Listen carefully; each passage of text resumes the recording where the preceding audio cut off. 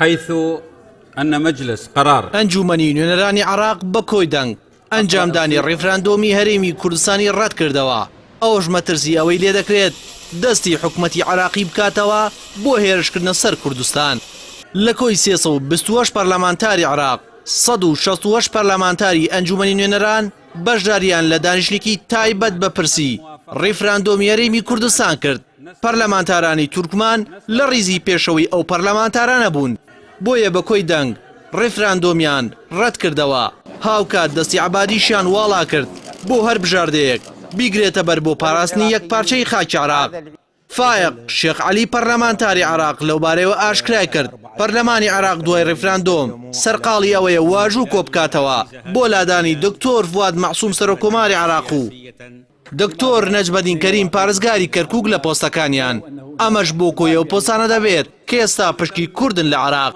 بڕیارەکەی پەرلەمانی عراق بڕیارێکی مەترسیدارە، چونکە ئێستا لە ناو پەرلەمانتارانی عراق ڕایەک دروست بووە دوای ئەنجامدانی ڕێفراندۆم جارێکی تر لە عراق هیچ خوێندنەوەیکی باش بۆ کورد ناکرێت تا ئەواسەی کورد لە بەردەم مەترسی زۆرینە و کەمینەدایە بەردەوام تیغی زۆرینە ملی دەبڕێت.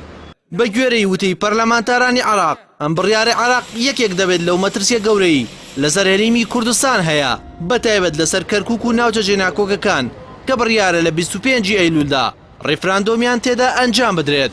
لەو بارەیە کۆمەڵی ئیسلامی و بزوتنەوەی گۆڕان لە پەرلەمانی عراق ڕاگەیانراوێکیان بڵاو کردەوە و مەترسیەکان ناشارنەوە.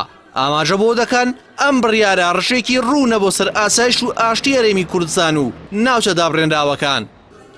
تصويت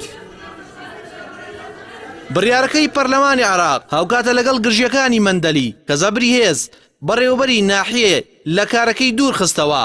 هاوکات لە کەرکووکیش هێزەکانی پێشمەرگە لە سنوورەکان هەموو ئامادەکاریەکیان کردووە بۆ ڕوبەڕووبوونەوەیکی پێشوەق. لە بەرامبەریشدا لەسەر جەم ئەو ناوچانەی پێشتر داعشی لێبوو ئێستا حەشدی شەعبی سەنگەری لێداوە و بەرامبەر پێشمەرگە وەستاوە.